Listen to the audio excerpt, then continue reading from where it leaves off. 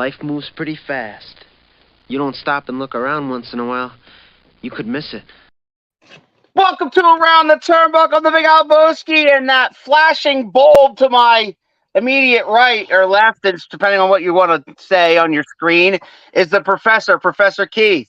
What's up, brother? What's up? I'm here trying to figure out technical stuff. Technical difficulties, all right. It's WrestleMania weekend. The Hall of Fame ceremony was last night. SmackDown was last night. Last minute promos and stuff like that. Getting ready for Mania tonight and tomorrow. Earlier this afternoon, we had the NXT Takeover Stand and Deliver. I watched it. I kind of quasi-watched it, to be honest with you guys. I had it on in the background. I wasn't paying too much attention to it, but I was paying attention to it, if that makes any sense. So we won't talk a whole heck of a lot about Stand and Deliver. I will give you results. So if you have not Stand and Deliver and you plan on watching Stand and Deliver, get us off your screen right now, because spoiler alert, I'm going to throw stuff at you right away. We have a comment off the bat, Professor, from our old friend David Motorman, who says it's time to enjoy the biggest card of the biggest stage of it all. It's WrestleMania weekend. Absolutely, Dave. And good afternoon from David Hill. What's up, David? We appreciate you tuning in and talking WrestleMania with us. And, share it out. Encourage your friends to come on and talk WrestleMania. We're going to have predictions. The Professor and I are going to predict who we think are going to win the matches at WrestleMania tonight and tomorrow. But before we get into that, Keith, I will say that NXT Stand and Deliver, basically the highlights of it is pretty basic. It's nothing crazy happened except the main event. The main event was Braun Breaker versus Carmelo Hayes, and as many of you probably know by now, Carmelo Hayes is now the new WWE NXT champion. The matchup itself, to me, this was the match I actually sat down and watched the whole match. It wasn't that long. I thought they would go a little longer, but really to me, it felt like it was 10 minutes, if anything. I wasn't putting a timer watch on it, Keith, but to me, it didn't seem a lot. But it makes sense to me, and you and I talked pre-show, that Carmelo Hayes is kind of that guy now that feels like the NXT is starting to push, and Braun Breaker was that guy. So do you think we got to have Braun Breaker on the main roster? What do you think? I think it's very possible. I mean, what else do you do with Braun Breaker in NXT? And I know nobody likes to hear it, but NXT is the feeder system. The idea is to get these guys, guys and girls, if they think that they can make it on the main roster, get them to the main roster. I mean, Braun Breaker, consider who his uncle is, consider who his father is. There's no way they haven't pegged that guy since day one. Like, unless he is a complete moron and cannot understand this business, he's going to get a chance on the main roster. Like, come on, if he was even halfway decent, and obviously he's more than halfway decent. He's very, very good. So, is he coming up after Mania? I don't know. I would say if you work that safe of a match, it's probably a good bet. I didn't get a chance to watch it myself, so I can't comment on whether or not I think it was a very safe match. But I mean, if you want to make an impactful debut for Monday night, I could think of worse guys to do it. Filibuster for a sec out. I think I figured out the technical difficulties. I'm going to try coming back on the laptop. I'll be back in 30 seconds. Since you didn't watch NXT, I will go over the other results while you're doing that. Alrighty. All right, so Keith is handling his technical difficulties. In case you guys are wondering behind me, like, what's with the HERS boxes and stuff like that, I am actually broadcasting this live from my HERS truck. There is craziness going on in my house. I don't have any control over it. The kids are going nuts. My wife is going nuts. So I wanted to get the hell out of the house. Now I could sit in my car or whatever, but I figured, hey, I'll go in the HERS truck, plop the phone up, boom, I'm here, blah, blah, blah, blah, blah. So guess what? There he is. I think he's back. Yeah, I'm back. You back? You're back. Oh, that was quick. That was quick. Well, I managed to get it to work. I think the problem was I haven't turned the laptop on in a while, so it had to update. So I think the update screwed it up. So I let it update. I sat on the phone for a minute. I actually played with it and was like, well, I'm not coming off unless I can actually see my ugly face come up on this damn thing. It did. So for the 2 people in the world that are like, I just can't not unless I can see Professor Keith reacting to how just whatever he gets about anything. See, I think you have it wrong. I think there's 2 people in the world. No, I think you have it wrong. I think there's 2 people that watch us that would rather not see your face versus the other way around. You have it where you think, there's only 2 people in the world that want to see your face. You're wrong. There's 2 people. One of them being classic Johnny Porter. You know that. Well, I know and that. Then the other, yeah, and then the other one, I don't know. I'm not sure. You have any other haters out there, Keith? I don't know. I don't know. I could have an enemies list. Who knows? David Hilt says, awesome Hall of Fame last night. Just don't like how they're doing WrestleMania this year. Oh, you don't like it? That's interesting. I like the way that they used to do Friday Night SmackDown and then Saturday night and then Hall of Fame and then Sunday WrestleMania, right? But because Mania is 2 nights now, that kind of screws that up, right, Keith? It does, and most years I can see the issue, certainly the fan issue, even with as good as it's been built here. But I think they've done a better job this year than probably just about any year since 2020 when they went to the 2-night event to make it feel like, to me, it almost should be 2 nights, that you have enough stuff going into this and you have enough matches going into this that makes me feel like, yeah, you kind of do need to have the 2 nights because everybody that's on it deserves to be there, needs to be there, needs that showcase and that spotlight.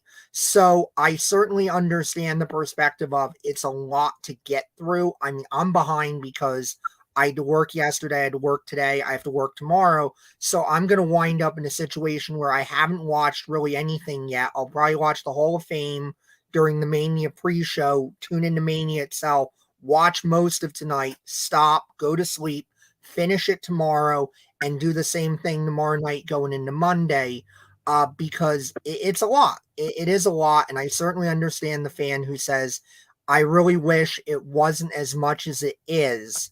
But at the same token, I don't think you can accuse them this year the way you could accuse them prior years of just padding and just doing it for the gimmick of saying, like, we have a 2-night show, pal. Right, yeah. So I'm going to go through quickly the results of NXT Stand and Deliver. Indy Hartwell captured the Women's Championship via a ladder match. Oh, again, I saw that in the background. I do respect and I like Indy Hartwell, so I was happy about the result. I just didn't watch much of it to comment on it, but that is a result. Indy Hartwell did win the NXT Women's Championship. Gallus successfully defended their NXT Tag Team Championships in a triple threat I'm tag so team. high on those guys. I have been since NXT UK. I love Gallus. I don't know why they're not on the main roster yet. Well, obviously, retaining the NXT Tag Team Championships, they really still want to use them in NXT for a little bit longer, I guess. Yeah. Wesley successfully defended the NXT. It was an NXT Fatal 4-Way for the North American Championship. He won that match, successfully defending it. That match, I actually did see bits and pieces of it. It was as you can imagine, because you had Axion, you had the other Lee, what's his name? Dragon Lee.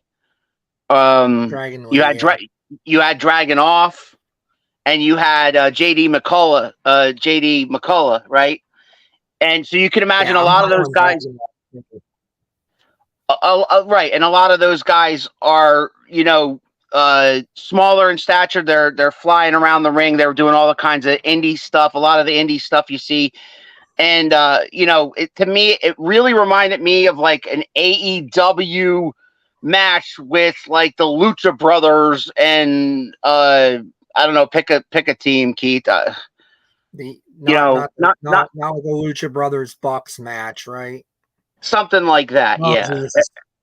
But that's how it reminded me of. But at the end, Wesley did prevail, and he kept his North American Championship. Johnny Gargano defeated Grayson Waller. I don't know why. What did Grayson Waller do? because to deserve to lose to Johnny Gargano. I thought Johnny Gargano was coming down to kind of help him get to the next level. But, I mean, it was a street fight type thing. It was a basically non-sanctioned match with weapons. You know, Johnny Gargano won with a little help from his wife.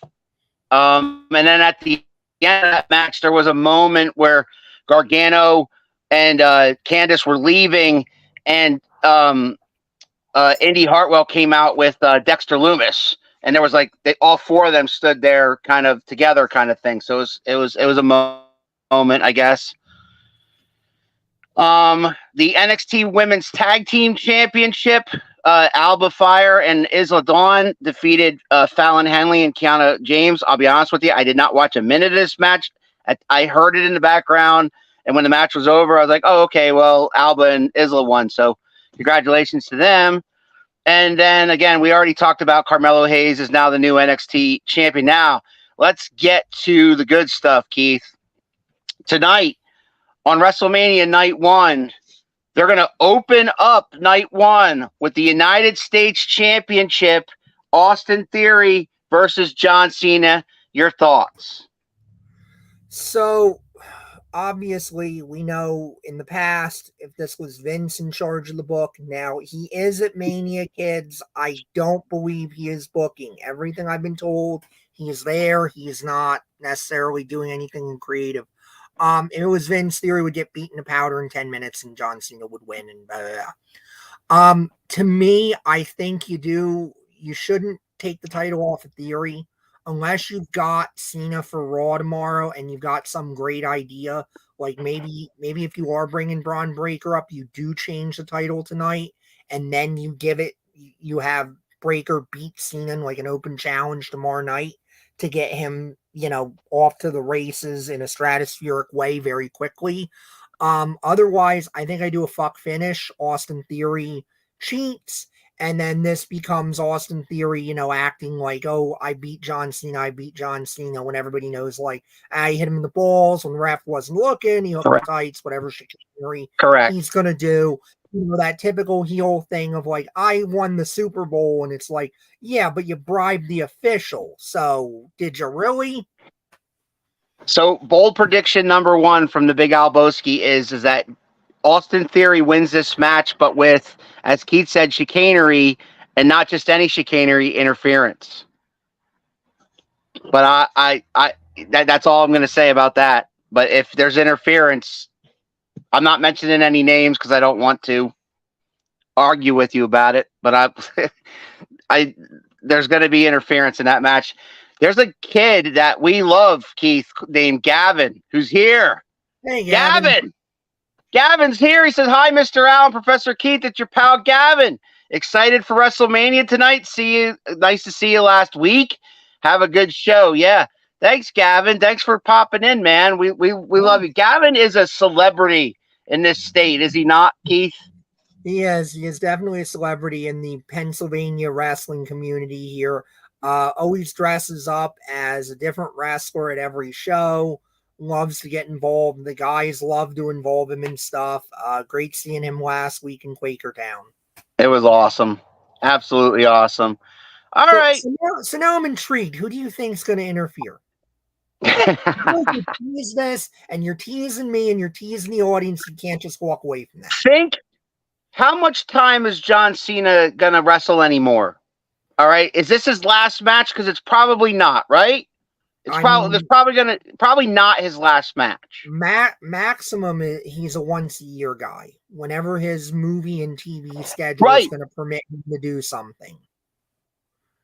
But he's going to be moving more towards retirement, as is a certain person of a rival of his that also is leaning more towards retirement due to recent injuries and blah, blah, blah. I'm probably going to argue with you because I already have him mentally booked for something else.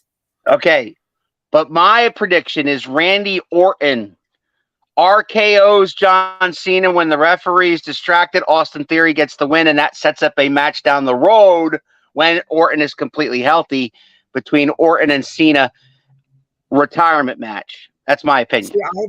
I've heard Orton is cleared at this point. He's ready to go.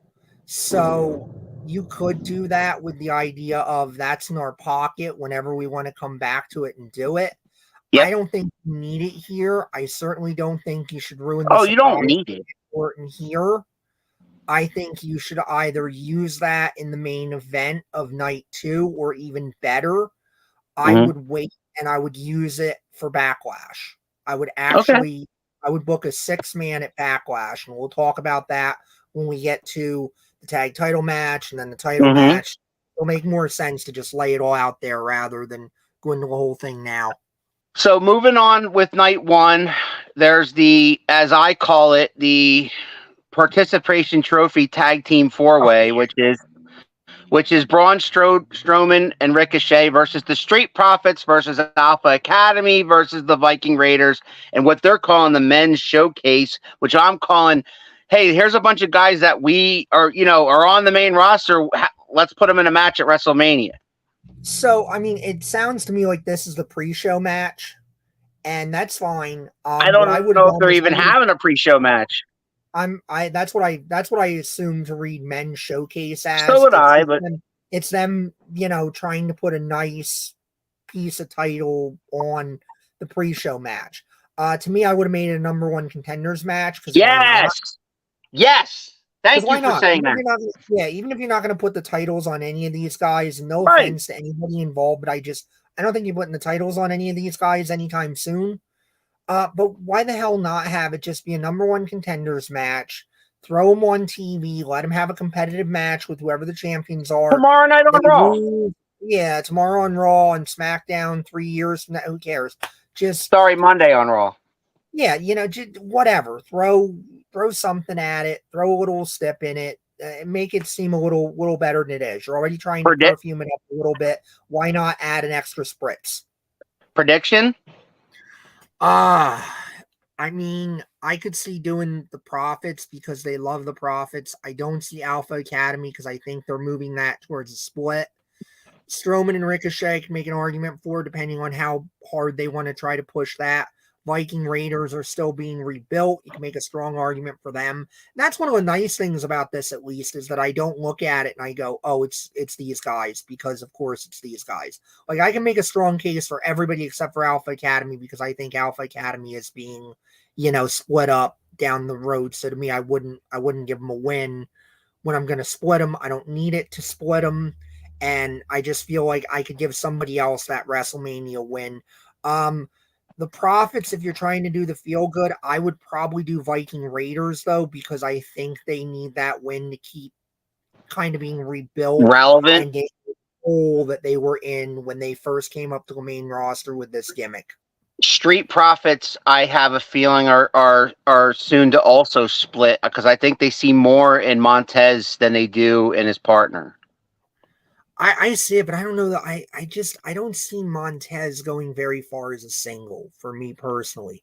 I mean, I'm not saying he's champion. I'm not saying he's like Cody Rhodes, but I'm saying no. But mid card Intercontinental. Do you see it? I don't see it. Maybe I haven't watched it enough lately. I don't see it. I see Montez Ford being a solid mid card worker. He is a great worker. He's a worker. And that's what I think he's a bridesmaid, but he's never a bride. Well, maybe. That's kind of how I like him, though. I like him. No, and I'm not trying to slag on the guy. There are guys that are just, you don't put a belt on. That's fine. That's one of the things I hate about fandom right now, it seems like, is everybody goes, well, if you're not the WWE champion, you're shit. If you're not a singles champion, you're shit. If you don't have a belt, you're shit. The belts are handed out, for God's sake. It's not an athletic competition. And you know what? Everybody's got a role to play, and there's nothing wrong with being the guy that's really, really good, but just maybe isn't the guy you're putting a franchise on. Maybe you're the guy working with the guy that draws the money. That's fine. That's an essential role too. But to me, it's like, so we have a good it's more money together than apart. That's just me.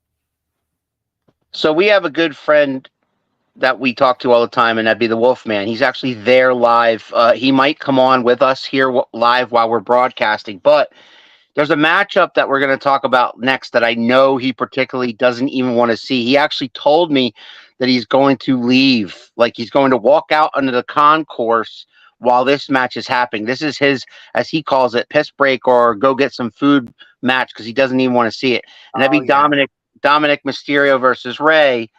Now there are people out there that definitely want to see it. There was a big, huge pop when Rey belted his son finally, when he snatched the microphone away from his mother and was yelling at his sister, calling her stupid. And this whole thing, I love what they've done with Dominic, the heel Dominic, part of the Judgment Day, like, you know, bad mouthing his father. He's got to be one of, if not the most hated guy in the company right now. And so they really have done well with making us hate him. But to me, this match, I'm interested in it. At the same time, I understand where Wolf's coming from. No?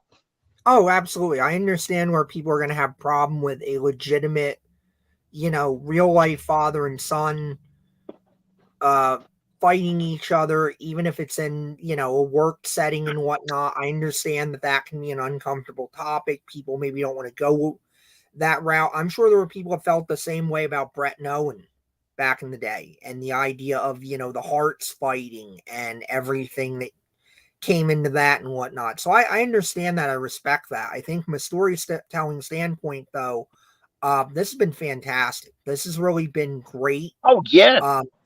Dominic has gone from why the hell is he here, showing really nothing, to being somebody that, yeah, the audience hates. And if nothing else, is this whiny, bratty kid that everybody is looking forward to Rey coming off the Hall of Fame last night, putting him in his place. And it's a testament to Rhea Ripley, too, because I think Rhea Ripley has done a hell of a lot to get Dominic over and help get Dominic into this position. I agree with that. So, prediction? You know, you can, and again, this is what's nice. You can make a good argument either way, I think. You can make the argument of Rey needs to win because we probably shouldn't, you know, maybe you don't want to draw this one out. Rey got the Hall of Fame last night. It's gotten to a place where I think the crowd could legitimately be too angry if you get anything but Rey beating the shit out of him and putting him in his place. But at the same time, I could see the argument for the Judgment Day gets involved, Dominic steals it, and then similar to what I was talking about with Theory and Cena, Dominic steals it, and then he runs around and goes, you know, look at how great I am, and you've got Dominic on Raw, Rey on SmackDown, so you have the excuse to have the, like, you know, Dominic can run around saying, I'm so great, I'm so great, I'm so great for months. Rey can't touch me, Dad can't touch me, he's over there, I'm over here, I won, I'm the greatest thing ever. And then you come back, like, say SummerSlam or something, and it's like, nah, we're gonna suspend and we're gonna let you guys, you know, do some gimmick to either blow it off or something similar. But it's one of those things where if Dominic does win, he's got to ride it for a while, and that rematch has got to wait a few months and really simmer again. For all the reasons you just said, I got Dominic winning one way or another. Yeah, I think I would do Dominic, but like I say, in no way should it be a clean finish. It should be dirty as hell. The Judgment Day should interfere. Oh, yeah. You should have this as something where you can come back for Chapter 2 and make all the money. Like SummerSlam, I could see this being a semi-main at SummerSlam if you do it right. Yeah, to me, what's his name's not booked, right? Rhea's booked, Finn Balor is booked, but Damian Priest is not. Damian Priest is not booked, so that makes sense for him to come out with him for this match. Yeah. Becky Lynch and Lita and Trish Stratus versus Damage Control in a 6-women tag team match, and to me, this has been a good story to you know, been fun to watch. You know, the interaction between these girls, but the thing of it is that I'm really starting to feel like, you know, there's Becky, there's Lita, there's Trish, there's Bailey, and then there's those other 2 girls in the room. That's how I feel about it. Yeah, like, Damage Control has no momentum whatsoever at this point. It started so well, and it is just not clicking, and it's a shame because all 3 of them are beyond talented. I love Dakota. Yeah, I love Dakota Khan. Dakota is so good. Io Sky is so good. Bailey, Yes. I was very wrong on Bailey. I thought the heel turn would never work, and now it's like, Jesus Christ, I don't think I ever wanted to be a baby face again. I don't want her to be a baby. I don't want her hugging people anymore. But I mean, collectively, it's just it's happening, and it seems like, from what I'm following of it, it seems more like the story here is going to be, when does Trish turn on the other two? Now, I think that's going to happen here. That's my opinion. And that kind of injects the whole thing. See, I think Trish turns on Lita, so then down the road, and I don't know when, but down the road, you're going to have the tag champs, which are Becky and Lita versus Trish and Bailey as the tag team championship match down the road. I mean, you could do it there, or you could do it where Trish turns on them to give Damage Control the belts. Because Trish and Lita are not going to, go back to being. This ain't for the belts, though. Oh, I know this. Yeah, but this ain't for the belt. You're gonna have to get those belts off Becky and Lita probably sooner rather than later, because I don't think Lita signed anything long term. I don't know. Yeah, I mean, I don't know what anybody's contract situation is. I'm just saying, like, I don't see Lita being around long term, so you got to get the belts off. I would probably save Trish turning until a situation where I could get the belts off. So probably this is going to be one of those cases where the baby faces are going to win for the feel good match of it, to maybe take some of the sting off of something like Dominic winning or Cena losing or something like that. This will probably be your feel good. Okay, bring the audience down and give them something to be happy about. Let the baby faces go over. So, the deal says Damage Control needs to turn on Bailey. New tag team name, Control Alternate Delete. Well, they do need a reset. So I like that. Yeah, I'm down. Chris says, "Have you heard of wrestlers that are not in Mania? You think you might be on their way out?" I know of injuries, Chris. I know that. I know someone who's booked in Mania that might be on their way out. I know that. Who's that? Who's that? McIntyre. McIntyre does not have a new deal. It's not up imminently, but interesting. They're said to be very far apart. They're talking. Well, we're getting to that match. We're getting to that match. Yeah. We're going to talk about that match in a bit. That's the only person I know of right now that I would say is possible. I mean, everybody's subject to release at any point. I don't see anybody that I look at right now and go, "Oh, you need to rent, my friend. Do not make any large purchases. Do not buy a house anywhere anytime soon, because you're probably not going to have a job." See, AJ Styles, I know, is injured. Kofi Kingston is injured. Right. Big E is still recovering from his injury. He might not ever wrestle again. Yeah. That's a whole nother story. That's very possible. Yeah, but that's all I know. There's a lot of injury. There were a lot of injuries over the past 6 months that kind of affected Mania. Yeah. So let's move on, which is Seth freaking Rollins versus Logan Paul. I don't know how. Huh?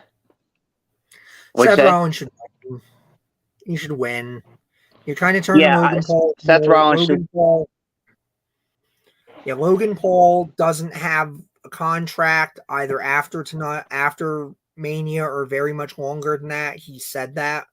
If I was them, I talked to him about coming back in. That's certainly something they should pursue. But he's never going to be more part-time. And just in case you can't get anything done, like maybe he wants too much money or something like that, don't take one of your evergreen, always a possible top guy, always a possible champion, and let the celebrity beat him. Seth Rollins can beat him, move on. I agree. What's up with Bray? Did he drink too much Mountain Dew Pitch Black? Keith, what do you know about Bray Wyatt? Yeah. Nobody seems to know anything concrete. I know Bray has dealt with various mental health issues. I Yeah. know Uncle Howdy, which is Bo Dallas, was at SmackDown. So, I mean, I don't know that Bray is in town. Nobody knows anything. It's kind Nope. of one of those cases of I'm pretty sure the company knows what's what, and everybody is just keeping their mouth shut and letting him deal with whatever he's got to deal with. Yeah, that's an enigma to me, and you know, I my personal opinion on Bray Wyatt is I like Bray Wyatt. I kind of wish that we get rid of all the, you know, Firefly Funhouse stuff and just kind of go back to the roots and kind of do like the swamp guy with the lantern kind of thing, and go from there, and not give him so much, because I don't think that all this nonsense is completely him. You know, like I don't want, no, and don't get me wrong, I don't want him to go back to the Fiend or anything. I want him to just be him. But I don't want. I guess they made a mistake of giving him too much creative control when they brought him back. Like maybe that's what he asked for to come back. I don't buy that they gave him creative control, because they don't give anybody creative control. I think what happened is he pitched them an idea. They liked it. They went with it. It's a different creative regime. And Yeah. I think it was, to me, it was kind of fun at first, but I looked at it even on night one and was like, this is going to get old for me. If we keep going down this road, this is going to get old for me. Right. This is going to be like the 94 or so Undertaker stuff, where I think that's going to turn a lot of people off. I've always said I think Taker got away with a lot of what Taker got away with because it was Taker, and because just the stars aligned, and he did such a good job protecting that gimmick, and you can't do it again. And I feel like there might have been some feeling within the company with Taker being gone and all that. They're like, oh, let's try to really go out there and make Bray sort of that new supernatural weird character. And I don't think it's hitting. I really don't. I think they need to put a title on Rollins. That's why I say keep because on that note, Professor, do you see anyone showing up as a surprise, maybe from another organization? I mean, everybody and their mother is in town, organization-wise. Yes. I don't, but yeah, Mania, they don't usually do that. I mean, the only one I could see that has a potential for doing it is Randy Orton. That's it. Because what else would make sense? Yeah, that or something similar. I feel like the more out there it's gotten, the more turned off I am by it. But then again, there's a lot of people that were fans of The Fiend, that were fans of Firefly House, and like that. I am a fan of the Swamp. I'm a fan of that. I think he was most over when he was the head of the Wyatt family thing, with the hat and the loud shirts or whatever, and the lantern, and he could create a new fan. He could take Uncle Howdy with him and maybe whoever else. Yeah, but I mean, part of the problem with going back to that is you beat him so badly with that, and you turned him into powder, and you made him ineffectual. So I understand the idea of needing to repackage him, and I understand that they're trying to keep the elements of that worked, and the elements of the Fiend that worked, and all of that. They're trying to amalgamate it, and it's not working. So I'm hoping that, this could be as simple, too, as they pulled him off TV because everybody's just kind of agreed, like, this wasn't working, and we need you to go away and learn a new hold, and we're going to repackage you and, come back to it with a fresh idea. For the SmackDown Women's Championship, Charlotte Flair versus Rhea Ripley. What do you think? Rhea needs to go over. Rhea needs to go over badly. Rhea has been so good lately. Charlotte sucks as a babyface. Charlotte's always sucked as a babyface. It doesn't work. I agree. You know how much I love Charlotte. She's not natural at it. It's not working. Let's flip the belt to Rhea. Rhea's worked hard. Rhea's gotten better. You can build that division around her. Charlotte's made. Charlotte doesn't need the belt. We don't need to make her a 16-time champion. The only reason her father was a 16-time champion, and look, I'm not trying to disrespect Ric Flair on that, but the whole reason was because the company was weak around him, and every time they tried to get it to somebody else, they pissed out. It didn't work for whatever reason. And we got to go back to Flair. We don't have a baby face as strong as Flair. We don't have a heel as strong as Flair. And I don't think that's the reason why Charlotte's had it that many times. I think the reason they're not saying that this person sucks. We got to go back to Charlotte. No, right? They're enamored of her, and Vince was unreasonable about that, and is like, I get to build my own Flair. Yeah, right. But I mean, it's time to move to Rhea. Yeah, I agree with you on everything, and I think in this case, Charlotte's coming in the face. I think that the fans are going to be cheering for Rhea in this match. I really do. Yeah, and I mean, because you're going to have to move Rhea to SmackDown, and if you're going to move her to SmackDown, that in theory can get her away from the Judgment Day, and if you want to turn her, you can. I don't know that you have to, but I think Rhea could be decent as a babyface if done correctly.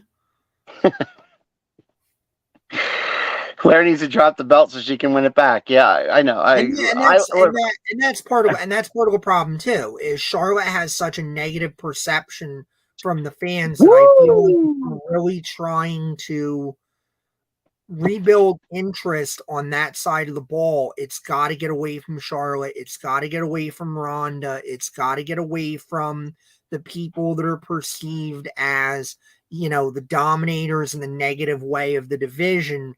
Yep. Ronda doesn't need it. Charlotte doesn't need it. They will survive and be just as over for a year, 2 years, whatever, without it. Yeah, you can come back to them as needed, but they don't need it. So let's go with Rhea. Rhea's been a hot hand lately. Let's go with Rhea. Let's try to establish her, and let's see what we got. I'm with you 1,000%, and you know how much it hurts me to say that because you know how much I love the Queen. But I like Rhea too, so Rhea wins. In the event of night 1, the undisputed Tag Team Championship is up for grabs, and the Usos take on Sami Zayn and Kevin Owens. I think people will riot if you don't give it to Sami Zayn and Kevin Owens. They've earned it. No, I'm serious. I agree. They've earned it. They deserved it. The Usos are made. Yes. I understand you want 8-time tag team champions. And I understand at this point, with as long as the reign has been, you don't want to just flip it to whoever. You want to flip it to somebody to franchise build. Sami Zayn is so freaking over right now. Kevin Owens is probably more over than he's been since the John Cena thing initially. Yep. They're hot. Go with it. Give them the belts. Doesn't have to be a one and done. You can come back to this, and this would feed into what I would do at Backlash. So I would Sami Zayn and Kevin Owens the belts. So imagine the Bloodline coming out on Raw on Monday, and none of them have the titles. And that's what I would be moving towards. Yeah. Right. Okay. So let's go to night 2. And night 2, I don't know, and I'm not in any particular order. I just knew that they were starting with Cena and Austin Theory for night 1, and I know they're ending with the Bloodline Tag Team title match. But night 2, I know has or features Brock Lesnar versus Omos. I'd open with that. I'm pretty sure that might be the open. That's why I put it up first. But yeah, listen, Brock Lesnar needs to get on that plane. Damn it. He needs to get on that plane quickly, and he needs to go home. Yeah. He needs it. So, do you think then? I mean, let the two beasts do a couple power moves on each other. 10 minutes, 15. Well, probably 10 minutes is about all you can get out of Omos. Yeah. Unless massively improved. Power moves on each other. F5, 1, 2, 3, done. Brock's on a plane back home. Because almost, to me, it's another great Khali. It's a guy that just, he looks impressive. He's impressive on television.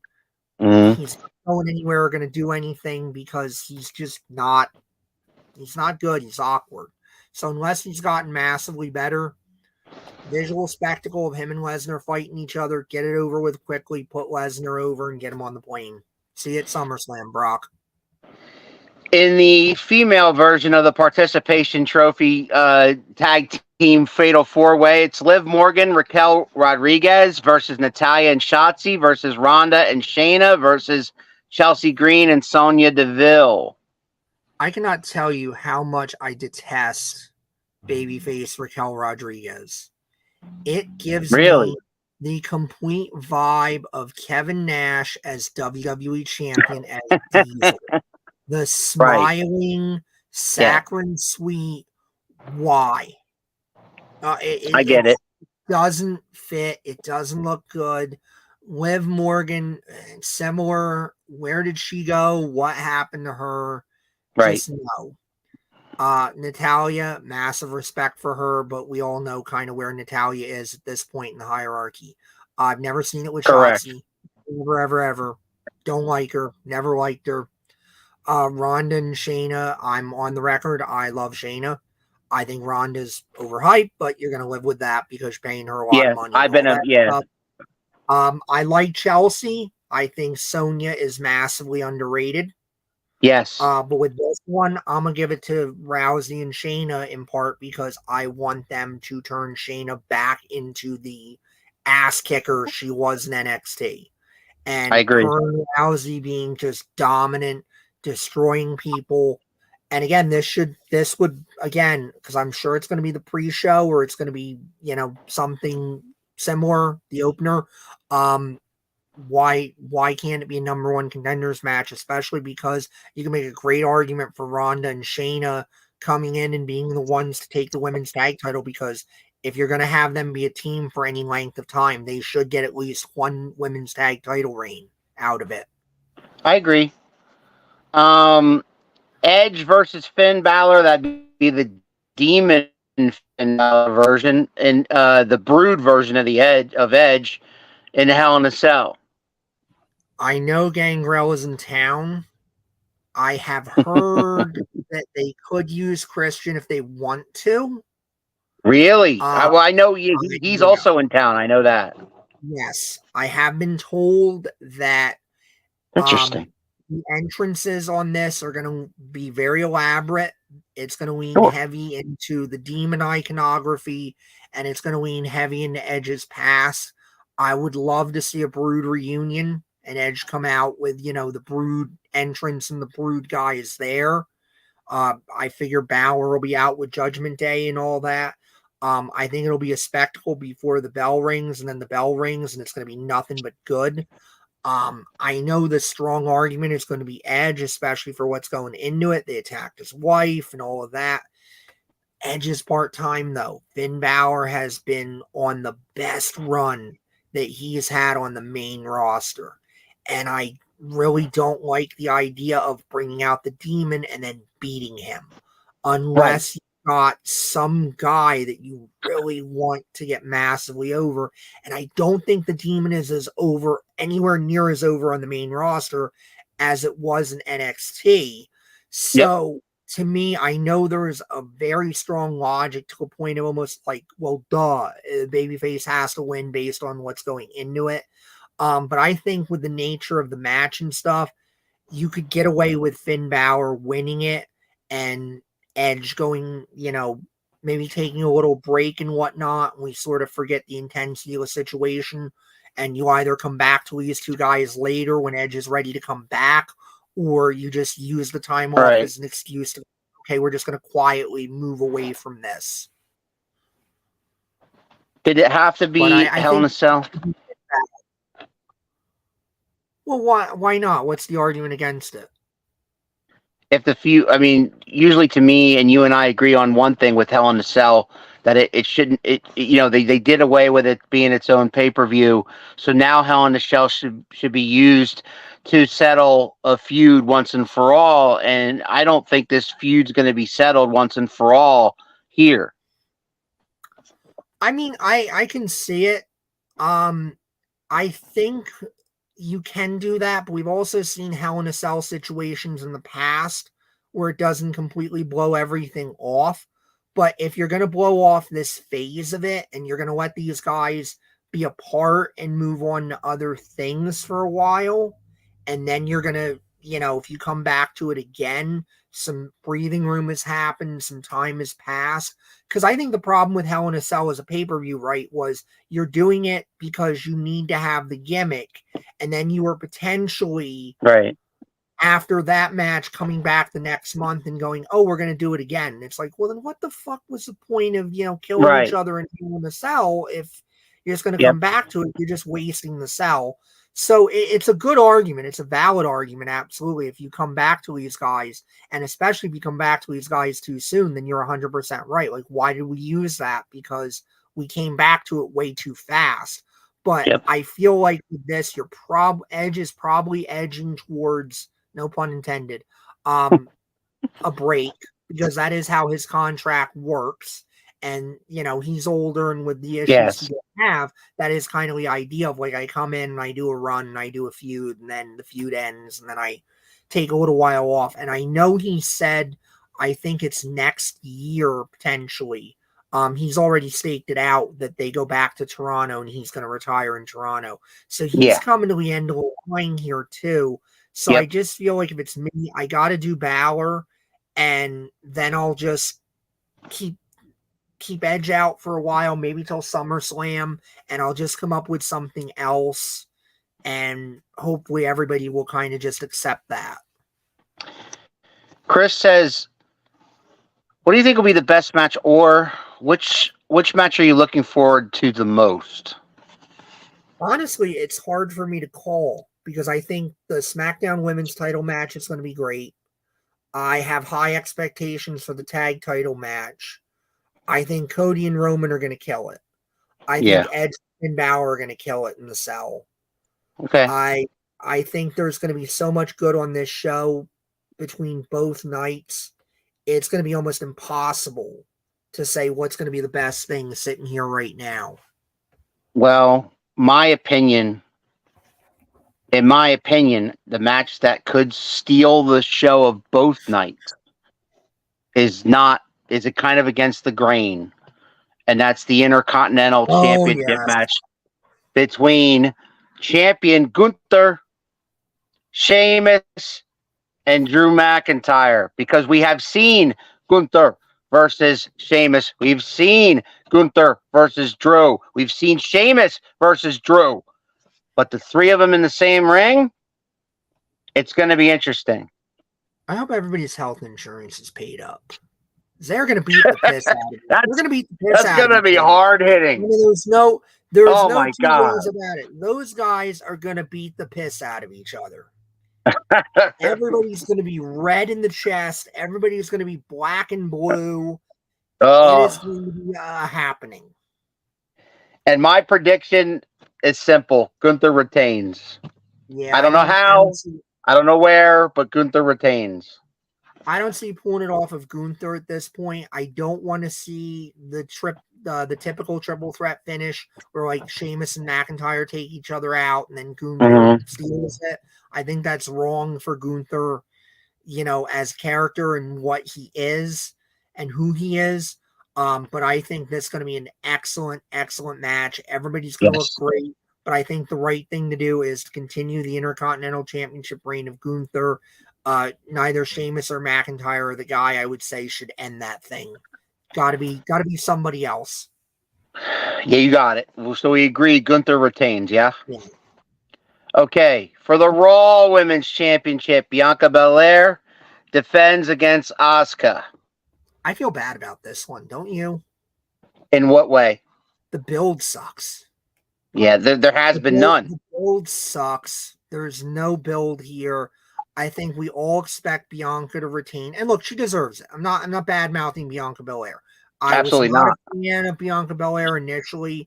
But what she's done over the past year or two here, she is one of the faces of the company, and she deserves every bit of it. I've changed my tune on her big time. Still not a giant fan of a ponytail thing because to me, I like my realism, and I have to suspend my disbelief too hard on that. But I get it. I'm the minority. It's fine. I accept that. I love Asuka. I think Asuka's done so great. It's amazing how good Asuka is, being one of the older ladies on the roster and whatnot. I wish that anybody, I mean, I don't think Asuka's family even thinks she is a prayer in this one. So, I mean, I wish she wasn't in the position of basically like, well, we got to get Bianca on WrestleMania. Do you know what the problem is, Keith? This match is on the same card as Charlotte and Rhea. See, I don't think that's even necessarily the issue. I don't think it's an issue. But there's been more build to that match than. Oh, there's absolutely been more build, but I think part of the problem is just unless you are going to do title for title, right, and you're going to unify the women's championships, which I think they absolutely should do at some point. I agree. Later, who is there out there that you're going to believe that Bianca Belair would lose to? Like, unless you flip the That's title, true. Unless you would flip the title to Rhea earlier, and then you put her and Rhea in there, title for title, I don't think there's any way anybody would bet against Bianca Belair at WrestleMania coming in as the champion. And again, I think it's going to be a great match. I don't think either one of them is going to phone it in. I think it's going to be great and it's going to be good. But this is the only match that kind of disappoints me insofar as you've got two great competitors in there. They're great at what they do, but you know who's going to win. You know who's going to win. There's no suspense in this. There's no real drama in this. I just hope that the ladies, I just hope they just put on the show of their lives, even though, like you said, it's predictable. I trust Asuka and Belair to give it their all. I am going to be interested to watch the match, even though, like you said, it's predictable that Bianca's going to retain. But again, I just, I love both those ladies. You know how I love Asuka. What a great story for Gunther. He was just a chubby wrestler when he started out to become what he is now. Great story.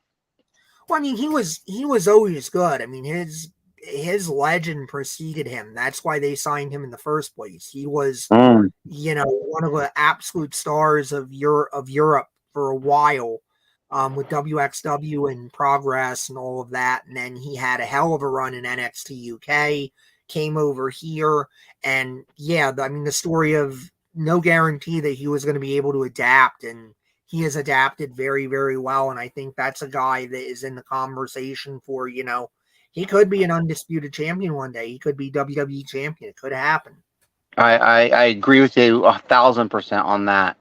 And speaking of the undisputed Universal Championship, that is the main event of WrestleMania. Roman Reigns, who's had it for damn near 1,000 days. I know versus, it feels like 1,000 years to some people. Yeah, I said years. 1,000 days.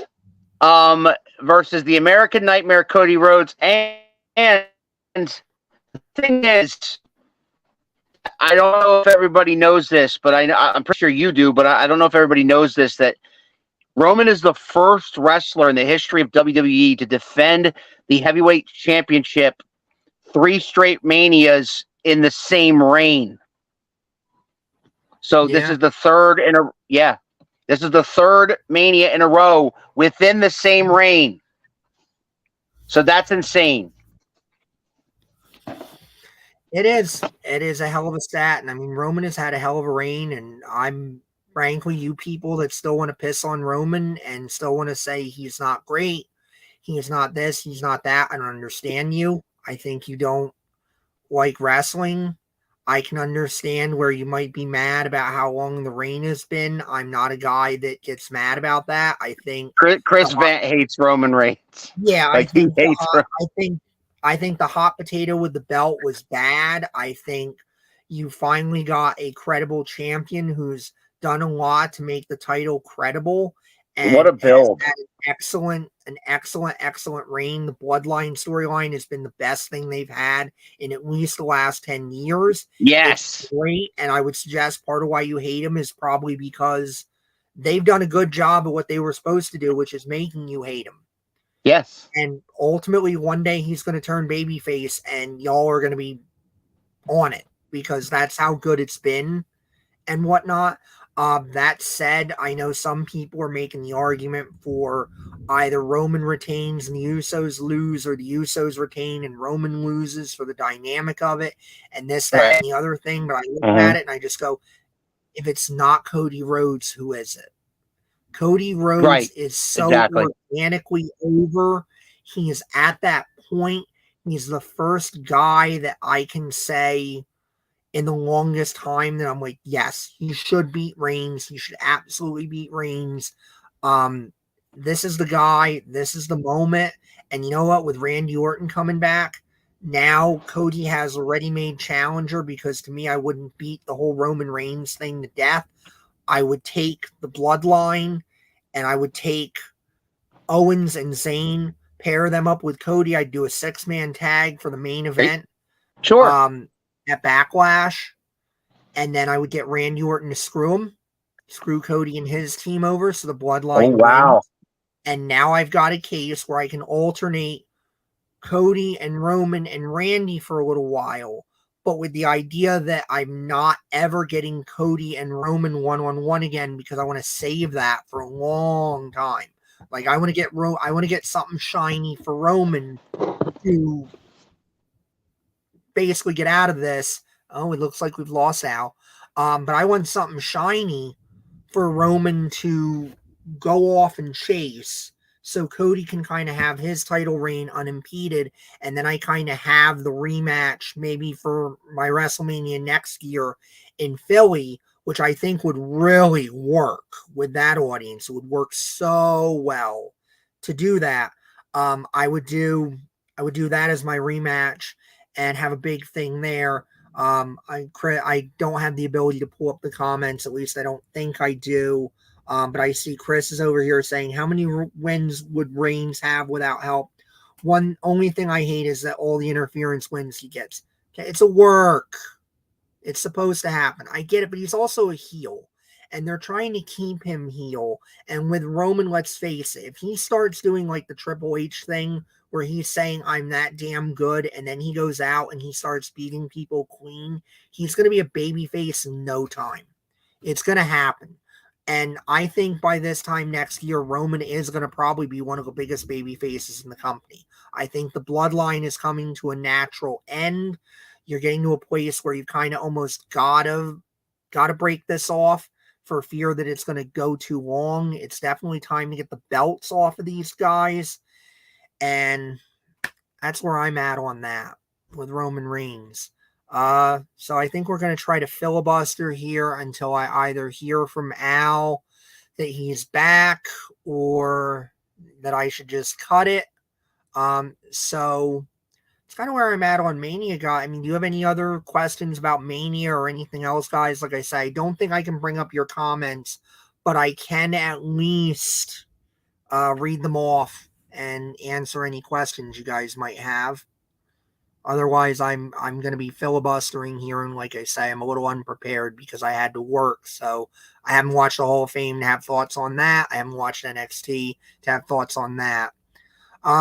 David Hill asking, do you think they're ever going to put the Intercontinental title back on Seth Rollins? Yeah, I mean, I think it's going to happen. I think Seth's going to have the world title at some point again. I just don't think you need to do that anytime soon. I mean, right? I mean, do you want Seth to be the guy that beats Gunther? I don't. Do you want Seth to be the guy that beats Roman? No. Do you want Seth to beat Cody Rhodes anytime soon? If it's Cody Rhodes they go with, which they should. I don't. So, I mean, yeah, I think Seth Rollins has been a pillar for them, and I think he will continue to be a pillar, and I see him getting all kinds of title reigns before it's said and done. Thank you, Chris. Love you guys. Enjoy Mania. Thank you, Chris. Thunder rolling in over here. Well, you know what? I'm not hearing anything from Al. We're at just about an hour here. So I'm thinking that might have been Al now. Let me just grab my phone. Apologize.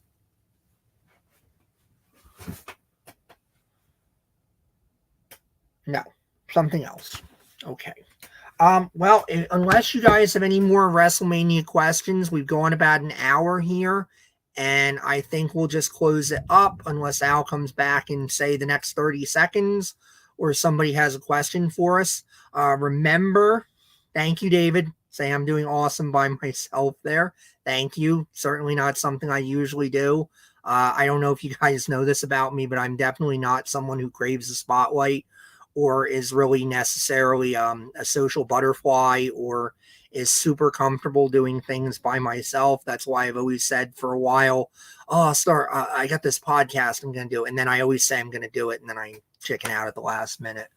Maybe we'll try to fix that one day and actually get that done. So if there's no other questions or anything else, I think Al has probably just decided that we're at the end of the card there. No point in coming back. So I think I will sign off unless somebody has a question for me in the next 30 seconds. Enjoy WrestleMania. Remember, we're going to be back at the normal time tomorrow. We're going to have Hillbilly Joe on. That's going to be fun. Hillbilly Joe is always a great guest. This will be his third time with us. I'm looking forward to it. Hope you guys are looking forward to it too. And maybe we'll, pull some WrestleMania thoughts and predictions out of him. I think it'll be good to get a word. Oh, he's back. I was about to sign off. All right. So what happened there was my phone died and I didn't realize it. And so I quickly ran inside and I grabbed my laptop and I got back on. I apologize to everybody. I don't know what you guys have been talking about while I've gone. There's been some comments. What did you get those comments in, Keith? Yeah, I didn't. I don't think that I can pull them up, but I did. Okay. Well, Chris said, "Love you guys. Enjoy Mania." David said, "You're doing awesome by yourself there. Good job, Keith." Yeah, I apologize to everybody. Yes. So you were saying when I got cut off that you were predicting that Cody Rhodes should absolutely become the new undisputed WWE Universal Champion. Yeah. Absolutely. I mean, organically, it's there. He can be a franchise for you. It's another guy with excellent bloodlines, excellent ability to carry the situation. And you've got the ready-made story with Randy Orton. And like I say, you can also spin that off with Roman too.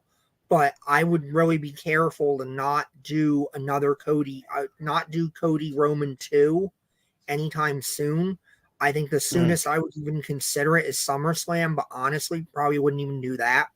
I would maybe be trying to spin off the Randy Orton thing enough to get that as my SummerSlam headline and maybe save Cody and Roman for WrestleMania next year, because I think doing that rematch in Philly, if you haven't done it to death by then, if you have done no other matches between them, like triple threats or something like that, okay, but you find something shiny for Roman to go after and spin off and do, and by next year's Mania, they may have even been able to turn Roman babyface, and then you can have almost like a Hogan Warrior situation or I'm trying to think of some other situation where you had two baby faces go into Mania like that. Well, that was the one everybody goes back to, Hogan versus Warrior. Yeah. Because that was the biggest babyface versus babyface main.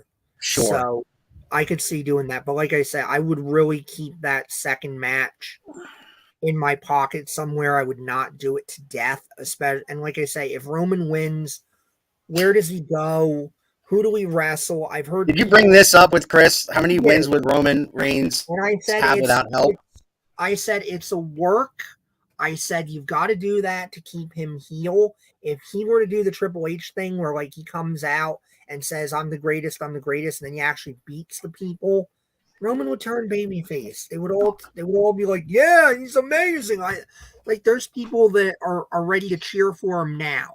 I mean, you've seen how hard Paul and Roman sometimes have to work in certain cities at this point to keep people from getting on their side and keeping them booing them like they're supposed to. So the Roman Reigns babyface turn is going to come. I think the bloodline is naturally coming to a place where maybe it's got to break up to have that good memory in the fans' hearts of like, this is one of the greatest storylines and this is one of the greatest stables that WWE has ever had. So, I mean, I think it's time. I do. I think it's time. And I just think if Roman wins, where does he go? Who does he work with? I've seen people make a push for Jey Uso, but I don't think you want Jey Uso to do it. I don't think Jey Uso is a franchise, especially with some of the extracurricular problems. What about The Rock? I will throw something if they take that long title reign and they give it to The Rock. Like I'm fine with if you want to get The Rock involved somehow and you want to do like the long Cena build and you're taking the belt off of Roman and that's Roman shiny for next Mania. Yeah. To be focused on that rather than on winning the belt back. Right. Fine. But I don't want Roman Rock with a belt. You don't. Oh, no. I don't either. Somewhere else. I don't either. I have a feeling that he's going to show up in some sort of form, but I think you're right. I think Cody wins the title, and then we get Roman versus The Rock down the road somewhere. Because the fans really want it, and they know they want it. And I mean, everybody wants it. The company wants it. It's just a matter of getting Rock's schedule and everything to line up and Rock to want to do it. All right, man. Well, that'll do it for our WrestleMania 39 preview. Tonight on Peacock, 8 o'clock is night 1. Night 2 is tomorrow at 8 on Peacock. And tomorrow also around the turnbuckle, it's normal time, 6 o'clock. We have the brand new Southern Wrestling Association champion, Hillbilly Joe. It's his first ever singles championship, Professor. Nice. So that's awesome. So well deserved. We get to reconnect with Hillbilly Joe live from Mississippi tomorrow night at 6 o'clock. We'll be leading you in to WrestleMania. I hope you guys all enjoy WrestleMania. And obviously the subsequent crazy Raw that happens on Monday. We all know that the Monday night after WrestleMania, weird things happen. So I hope you guys all enjoy it. I wonder how crazy it's going to be this year, though, with a booking regime that's a little more in tune with that audience to begin with. I feel like it's going to be less Bizarro World than it's been. It might be less Bizarro, but the crowd. The crowd will still be diverse. It'll be very. I know the crowd is still going to be nuts, but I feel like it's not going to be the throwaway show, frankly, that it's been in the past years where the company just has to turn around and be like, okay, we're just going to throw, whatever at these morons to make them happy for this one night. And then when they all clear out, we're going back to what we normally do. Like, I feel like because the booking is more simpatico with that audience, I feel like it's not going to be so throwaway and you're going to have that ability to actually do stuff on that show that's going to continue into the next week and build in the backlash and everything else they're going to do. Everybody enjoy WrestleMania 39, and we'll talk to you guys Sunday night at 6 o'clock with Hillbilly Joe. And we'll see you then, guys, around the turnbuckle. You think you know me? Oh, yeah! If you smile!